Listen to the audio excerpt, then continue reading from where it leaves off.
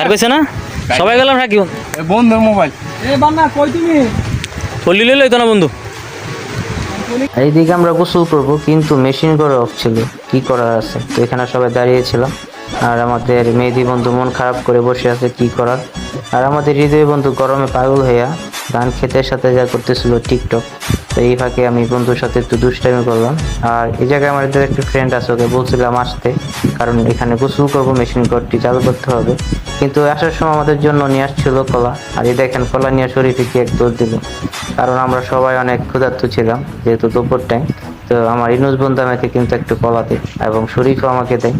তো এখানে আমাদের মেহেদি বন্ধু আবার একটু প্ল্যানিং করে যে কি করা যায়। ওই ভাবলো যে এই কলাটা এই জায়গায় রাখবে আর এখান থেকে সবাই একটা করে পেরে পেরে খাবে, কিন্তু আমরা তো সবাই একসাথে একটু বেশি দুষ্টাইম করি, যার কারণে সব উলটপালট করে ফেলি। আর এদিকে আমাদের হৃদয় বন্ধু অতিরিক্ত কলা খেয়ে